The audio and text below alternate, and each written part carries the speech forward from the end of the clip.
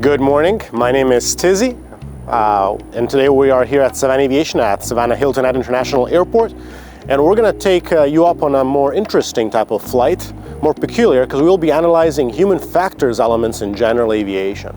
So expect a little bit of technical knowledge, but a lot of human interface type of information. AOPA keeps flying safe, accessible, and fun by protecting your freedom to fly. We are the most trusted one-stop resource for all things related to general aviation. Become an AOPA pilot today.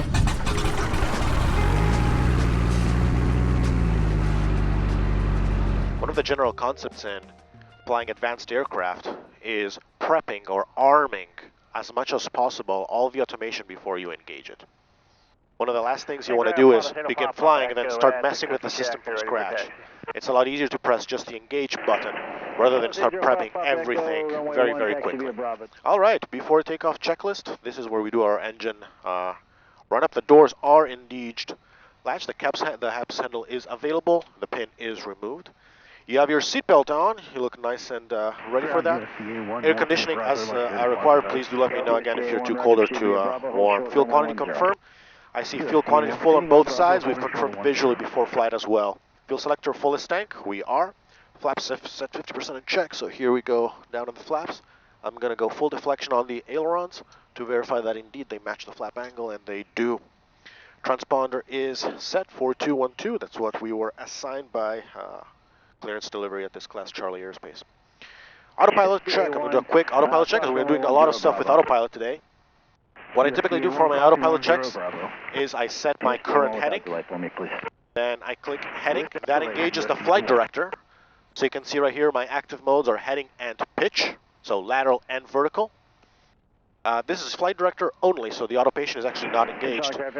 So if I click autopilot, it will activate what I've armed over here, and that's part of that philosophy that we talked about in human factors of getting the airplane ready to engage.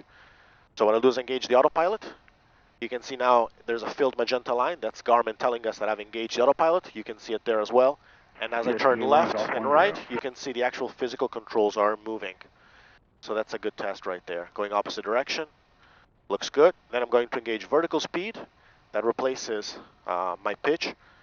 And here we go. As I go up and down, I can see my flight director moving, and I can see the physical controls moving. Okay, override. Very good. The other trim can do the same. And disengage. Cool, our autopilot looks great. So part of my arming philosophy over here, right? Maintaining that situational awareness at all times. I'm maxed out at 3,000 feet per my clearance, so I'm going to bug 3,000 feet there. We'll talk about what the automation can do to help us with that. I am squawking the right transponder code, and everything else looks pretty straightforward. I'm in GPS mode for my autopilot, so that helps as well. I'm happy here. Flight controls are free and correct. We never forget all of our basics. And trim set for takeoff. We can use now Safe Taxi on Garmin's display, or we can pull up the chart with the airport diagram. Let's pull up this for, at least for departure, then for landing we'll do the opposite. We're located right here at Savannah Aviation. Runways in use are runway 1 and runway 10. What I'm expecting is a taxi to runway 1 via Bravo. Now, believe it or not, Delta 1 don't exist per ATC because it's part of the movement area. So we're going to get a runway 1 via Bravo instruction with ground momentarily. What we'll do is we will brief our route. That's very important. Runway incursion awareness is an area of emphasis with the FAA. So we will do our best to always explain where we are, where we're going, and make sure we got situational awareness at all times of what's happening around us. Now, prepping the airplane doesn't just mean, the automation. It means our daily tasks. One of our daily tasks is communication, right? Aviate, navigate, communicate. So look at what I've done with my radios. Primary right now, I'm talking on ground frequency right there, but prepped right next to it, I've got tower. This means that once I get to the runway and I can switch to tower frequency, I can literally switch with one button without worrying about tuning in or looking for the frequency, and in such a way wasting a little bit of time. Okay, so brief the taxi route, right? We're getting a intersection departure at runway 1 at Bravo 1. That means that the new runway name really is runway 1 at Bravo 1. And the taxi will be via Bravo. So we're going to take a left over here outside of Savannah Aviation. We're going to take a right up all the way Bravo, and then the first intersection left Bravo 1. I see clear in all directions. Now we can begin taxiing. So here's a little bit that runway incursion awareness that I was talking about, right? Okay, I'm here at an intersection. It's actually Delta 1, but I'm going to turn left over here. I see clear in all directions. So not only am I verbalizing where I'm going, but I'm also verbalizing that it's clear in every other direction. I've got the high visibility taxi lines over here, which are advising me I'm approaching a hold short line. All good. So again, using all of this knowledge to appropriately slow down the airplane. Thank you for that. And here we go. Okay, we're going to get real quick. And Mooney 67 Whiskey. Let's switch to tower frequency. Now they give us our departure frequency of 120.4. So I'm right away plugging that in. So 1204. There it is. This means that once we take off out of the Charlie, we'll be switched to departure. We have it ready to go. We don't have to mess with avionics when we do that. I'm expecting a right turn to a heading of 120. I happen to know this just because I've been here a while, so I'm bugging my heading to 120. Now, if they give us another instruction, we'll rebug it. But at the very least, I'm prepping ahead given my knowledge of the area. Okay, so I've got my next frequency right here. That looks nice and happy. For a normal takeoff on this airplane, we will rotate at approximately 71 to 75 knots. 85 knots, we're going to go flaps up. We take off with flaps 50, and then once we're at a safe altitude above that, we're going to go flaps up.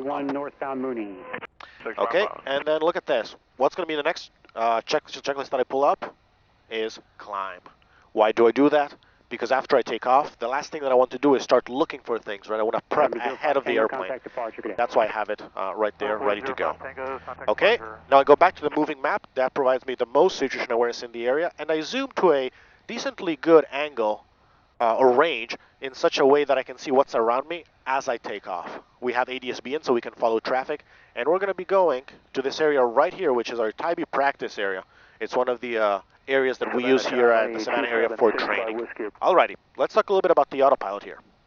So what we're going to do is we're going to arm our takeoff mode. So there's a very convenient button right here that I'm going to press below the throttle lever, conveniently located for the pilot, and that engages the flight director that we can see right here, lateral and vertical guidance for takeoff. So pretty much it gives us a constant pitch, uncontrolled speed all the way up, so accelerate as much as you want, all the way to climb. Now, probably we're going to be getting a heading that's very typical out of a Charlie airspace. So would it be nice, once we take off, to be ready to do that? Well, so I'm going to press the heading button right here, and I'm going to arm my heading mode.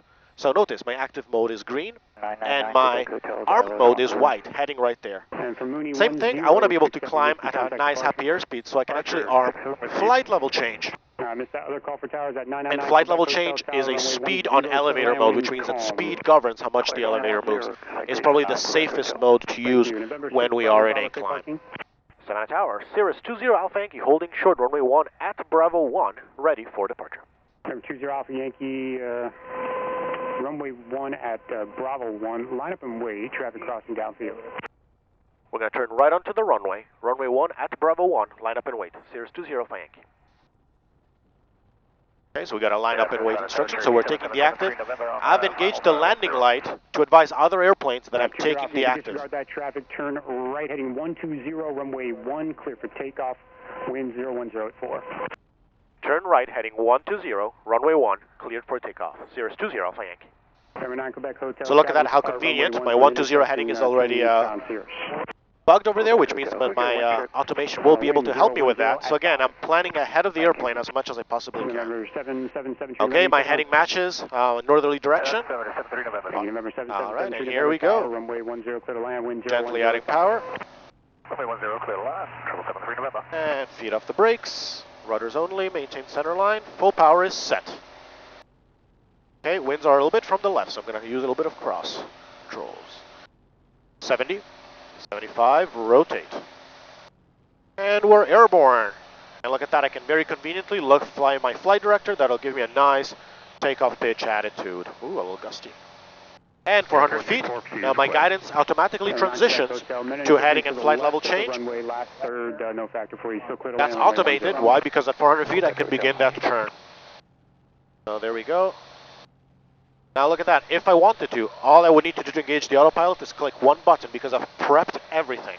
Now, there we go. And now the airplane is flying itself, set on the conditions that I have already preset earlier. Now they also know it's contact departure. Guess what? Departure frequency is ready to go, so all I gotta do is switch, and I am on the correct frequency. Now, because I've got a little bit of time, I'm also going to go checklist and climb, and look at that. It's ready to go, right? Savannah departure, good morning. Cirrus 20 Alpha Yankee climbing through 2000. Cirrus 20 Alpha Yankee, Savannah departure, good afternoon. Your radar contact, altitude's at your discretion, fly heading 140. Right turn heading 140, VFR altitude my discretion. Cirrus 20 Alpha Yankee. Alright, I'm using my heading bug, and at this point to control the aircraft. 140 is my heading. Hope it coordinates a little bit, and there we go. Okay, we got a ping. We're approaching 3,000 feet, and the autopilot transition to altitude select, and will level up at 3,000 feet for us, as you can see right here. Okay, bring it back to approximately 75% power, and I'm going to lead the mixture to alignment. November 8215 Papa, Savannah approach, the altimeter is 3050. All right, so there's something that I really wanted to mention right now, and that is, notice how I brought the power back and I leaned the mixture without looking at a checklist, right? Now, the checklist is not a to-do list. I never teach my students to follow the checklist line by line as if it were a to-do list. It's a good way to always double-check if we've done everything we should. So what I'm going to do now is go to the checklist and be like, okay, fuel pump off, which was done. Cruise power set, mixture lean as required. We've already done that. We're looking good. Engine parameters monitor, and then fuel flow and balance monitor. And the cruise checklist is complete. Now the descent will be next. So see, I'm always thinking ahead, but again, the checklist is a verification element. Doesn't mean ignore it at all, it just means you don't have to pull it out before you do any action. Emergency is the perfect example, right? You always want to be able to do memory items right away to fix the problem as quickly as you can, and then verify that you've done everything that is possibly able to do that. Okay, so they asked us to stay at or above 3,000, so in this direction I'm going to climb to 5,500 and demonstrate what flight level change does. So I'm getting my altitude selector right here, and I'm increasing my altitude, which is displayed on the PFD target over there, to 5,500. And there we go, we can see 5,500. Now, there's various vertical modes. The most famous ones are vertical speed and flight level change. Flight level change is probably the most safe mode when you climb because it guarantees a speed target. But the last thing you want to do when you climb is slow down too much to the point that it actually stall. And we're going to demonstrate that. But to begin our climb, we're going to go flight level change. We have a target of 137 knots. I'm going to lower that to approximately 105. That'll give us a nice quick climb right away. And I'm going to go full power to help the airplane get power. And you can see right here on the PFD, flight level change is the active vertical mode. Altitude select is armed, which means that once we get close to 5,500, the autopilot will engage altitude select and keep us at that altitude. Alrighty, so I'm not going to disengage the safety systems. Again, safety always first. Cirrus has some advanced safety systems built in with the avionics manufacturer. So we're actually not going to get in a dangerous situation, but it provides a really good demonstration. Okay, so let's dial our altitude to a high value, let's say 10,000 feet, doesn't really matter. Alrighty, and I'm going to engage vertical speed mode. And let's start at 500 feet per minute, which was a very typical, nice and comfortable climb vertical speed. All the autopilot is doing right now is targeting that vertical speed that we have set right there. And if you notice on the left tape, notice how the speed will slowly decrease. It's a really cold day, so we're getting a lot of performance out of this engine. And there you go, you can see the vertical speed is slowly dropping. What's the issue with that? The issue is that speed is not being generically protected by us, right? So our mentality of using this autopilot feature is just fly me at this vertical speed. It can be efficient if we want to reach a certain altitude within a certain time, but it does not protect airspeed. So we are relying on other automated system that this manufacturer created in order to help us with that. So now I've increased my vertical speed to, let's say, 1,200 feet per minute. Our speed will be dropping a lot more. Notice how the airplane is pitching up further and further to try and keep that vertical speed. It's prioritizing vertical speed over airspeed. Now I'm guarding the controls, because even though I trust the automation, it's still a good pilot's awareness to guard the controls. Airspeed. We're getting an airspeed warning, and very soon you will notice we will get an automated system, underspeed protect active. You notice how the flight director is pushing us now down, so vertical speed is being sacrificed to maintain a minimum controllable airspeed. Now this assumes, all hands off, so I'm going to re-coordinate the airplane, still full power, and gently bring the airplane down by disconnecting the autopilot and flying it myself. And here we go, flight path marker at the horizon, let the airplane accelerate and get us back into safe speeds. That's the reason why vertical speed is not always the safest mode to be using, especially in climbs. In descents though, airspeed can only increase, right, unless you level off, which means that it's a very safe mode to use as you descend. One of the most important elements in human factors is always making sure the pilot is aware of what they're about to do or what are the options are when you execute a procedure. So, in the case of, for example, an instrument approach procedure, we know that we're required to do a brief, a chart brief. Now, briefing a chart is an art. There's really no other way of saying it. But one of the human factors elements that we often talk about is cognition, right? You thinking, you making, you building an idea of what's going on, and then using appropriate decision making based off of that. And I'm going to look at my RNAV runway 1 approach right here. Now, I annotate all of my charts because I want my mind to focus between important and lesser important or extremely important. So things, for example, that I draw in blue are all procedural elements, things that I need to remember. Now, mine are also annotated because I teach a lot, so I annotate them all the time.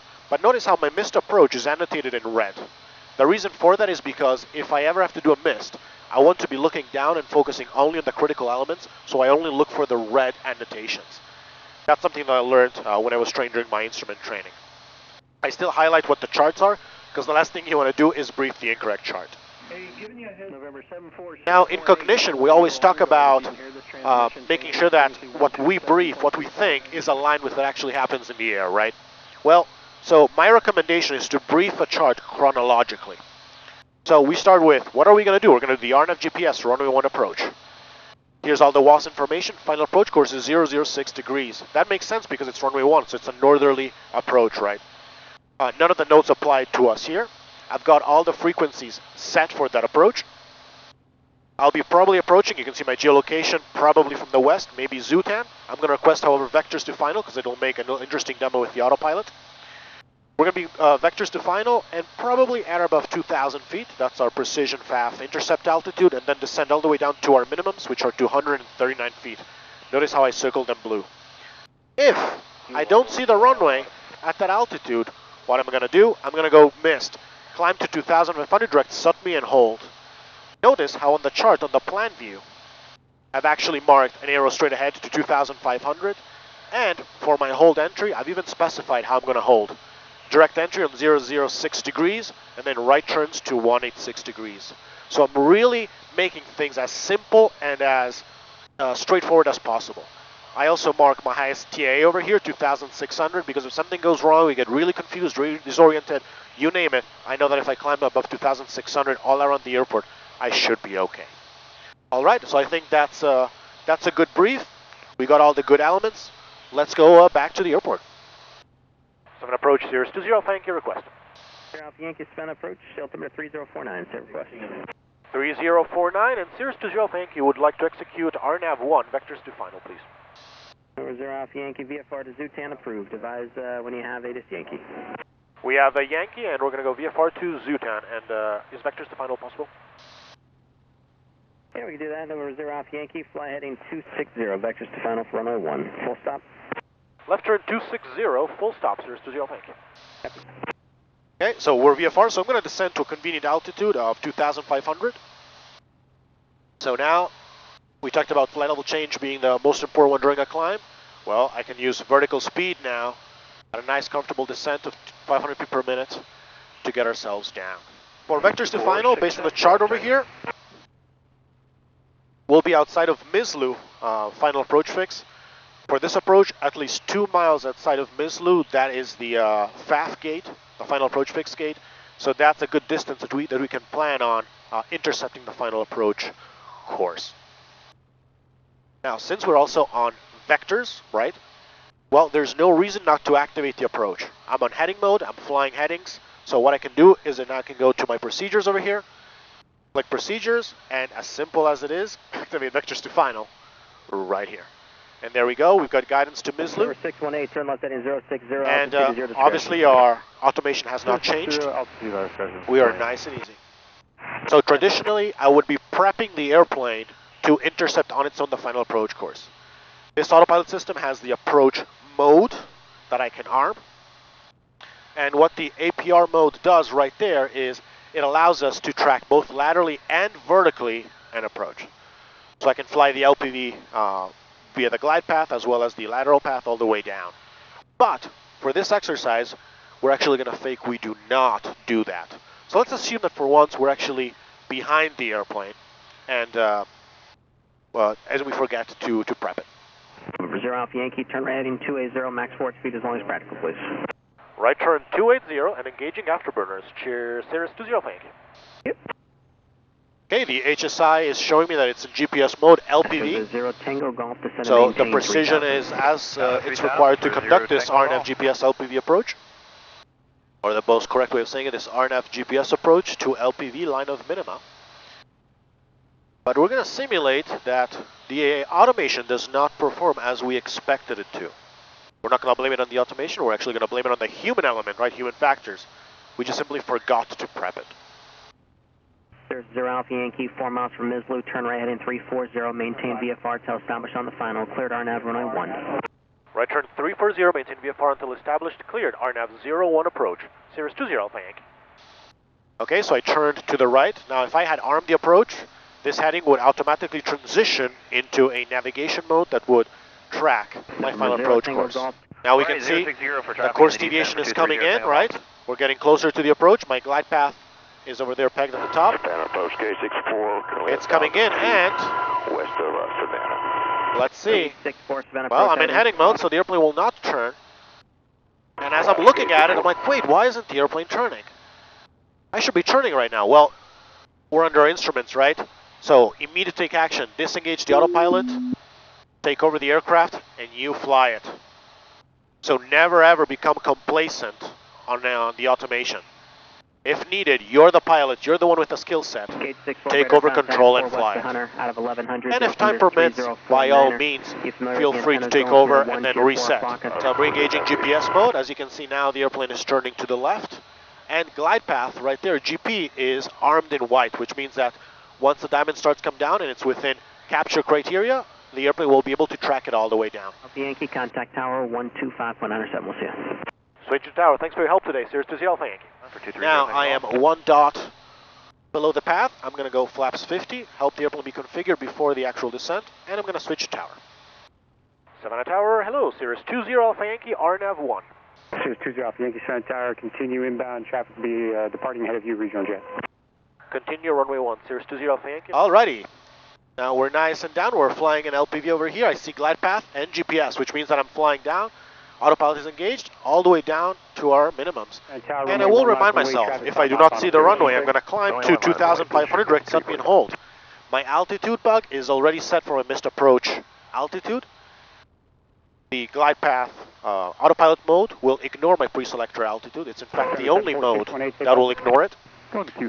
And this way, when I need to go around, I can engage my automation with my toga button, which is under my throttle control, and my airplane will start climbing, and once it's above 400 feet, transition automatically to my altitude if I engage, of course, a nice vertical mode. So always thinking ahead, always thinking ahead. Now configuring the airplane last minute is obviously a dangerous element. Alpha Yankee, runway 1, clear to land. Runway 1 clear to land, Cirrus 20 Alpha Yankee. I did a lot of studies on loss of control, and configuration change is definitely a dangerous element. So one of the things that you want to do is configure the airplane early and not last minute when you're landing. Okay, now my map is of no particular interest right now. I have visual of the runway, so I'm going to zoom in so that my safe taxi will automatically show up as I transition toward the runway. Okay, I have visual, looks nice and happy. I'm in the white arc, let's go flaps full. I guard the autopilot, because obviously configuring an airplane will change the stability of the airplane for a little bit. I'm still on path, everything looks nice and happy. I'm transitioning to 85 knots, which is a nice final approach speed. And what do you say, let's disengage, let's have some fun. We don't want the autopilot to have too much fun on its own, right? Speed looks good, path looks good. And we'll soon be approaching our minimums. Minimums. Stable, continue. And we are landing. Okay, I'm looking outside, forget my guidance. And across the threshold, approximately 80 knots with this weight. Looking good, looks nice and happy. And gently throttle back.